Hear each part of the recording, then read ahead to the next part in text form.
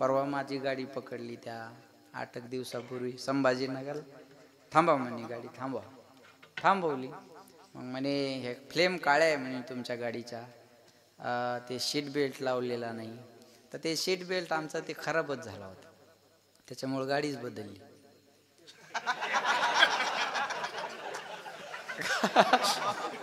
काय सुचलं काय लक्षात नाही का?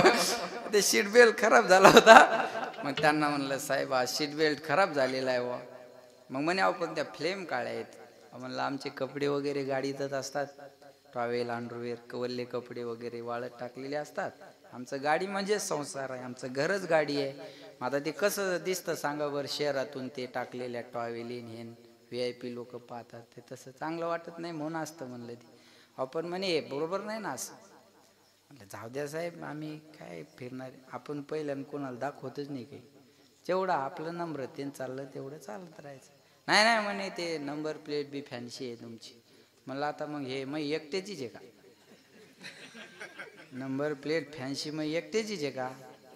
या फ्लेम काळ्या लावल्या तर गाड्या पकडतात, कंपन्याला परवानग्या तुम्ही देता. या फ्लेम बनवणाऱ्या कंपन्याला परवानग्या कोणाच्या? शासनाच्या. आणि पकडाय कोणाची माणसं? यायचेच. दारू पिली की धराय माणसं यायचे. आणि लायसन द्यायला बोला लायसन द्यायला यायचेच माणसं, धरायला यायचेच माणसं, पुन्हा पैसे घेऊन सोडायला.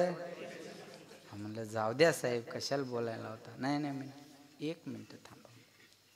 लावला त्याच्या वरच्या अधिकाऱ्याला फोन. म्हणलं 1 मिनिट बोला यांच्यासोबत. डायरेक्ट DYSPलाच फोन. लय बोला आणि सांगा म्हणलं यांना कोणाला थांबवत जा, काय करा. त्यानं फोन लावला.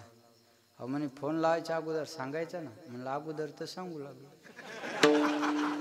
जाऊ द्या बुवा, तुम्ही काय ऐकायच्या मनस्थितीत नव्हते.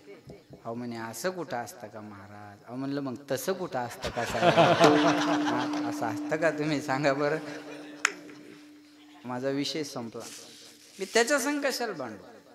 त्या पोलिसासंग भांडून माझं काही काम आहे का? नाही. मी त्याच्या वरच्या अधिकाऱ्याला फोन केला ना, माझा मुद्दा संपला सांगायचा. लक्षात आलं तुमच्या?